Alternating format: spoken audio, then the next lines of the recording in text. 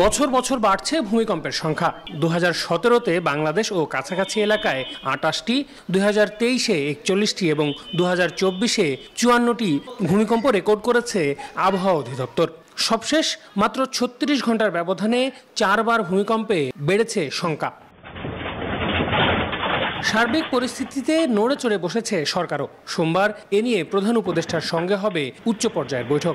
রাষ্ট্রের বর্তমান সক্ষমতা নিরূপণের পাশাপাশি বড় কোনো ভূমিকম্প হলে পরিস্থিতি সামাল দেওয়ার উপায় নিয়ে আলোচনা হবে বলে জানান দুর্যোগ ব্যবস্থাপনা ও ত্রাণ উপদেষ্টা। প্রধান উপদেষ্টা আজকে মিটিং ডেকেছে, আমরা সেই মিটিংয়ে যাচ্ছি। আজকের পরে জানা যাবে রাষ্ট্র কি পর্যায়ে সক্ষমতা অর্জন করেছে। এই ধরনের ভূমিকম্প ইনিশিয়ালি চিন্তা, এখানে সম্মিলিত চিন্তা হবে, ইনিশিয়ালি তো ইন্ডিভিজুয়াল চিন্তা না, আমরা সম্মিলিতভাবে দেখছি। ঢাকা বিশ্ববিদ্যালয়ের ভূতত্ত্ব বিভাগের অবসরপ্রাপ্ত অধ্যাপক হুমায়ুন আখতার মনে করেন, সাম্প্রতিক ভূমিকম্পের কারণে আরও শক্তি সঞ্চয় করেছে ভূমিকম্প প্রবণ অঞ্চল, তাই আগে থেকে প্রস্তুতি নেওয়া জরুরি। এখানে আমাদের পরিমাপ করে দেখেছি 8.2 থেকে 9 শক্তির ভূমিকম্পের শক্তি এখানে জমা হয়ে আছে।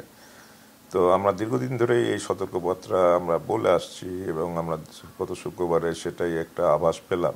যদিও ভূকম্পন কখন কোথায় হবে আগে থেকে নিশ্চিতভাবে তা বলা যায় না, কিন্তু প্রস্তুতি হিসেবে নিজের ঘরকে নিরাপদ রাখা, জরুরি সরঞ্জাম প্রস্তুত রাখা এবং পরিস্থিতি বিবেচনায় রেখে পূর্ব পরিকল্পনা রাখার মতো বিষয়গুলো জীবন রক্ষা করতে পারে বলে মনে করেন এই বিশেষজ্ঞ।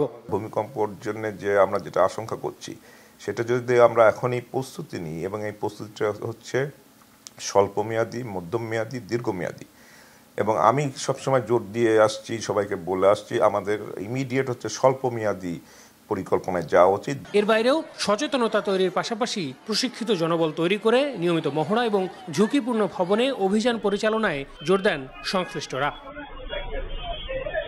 আল আমিন তুষার, সময় সংবাদ, ঢাকা।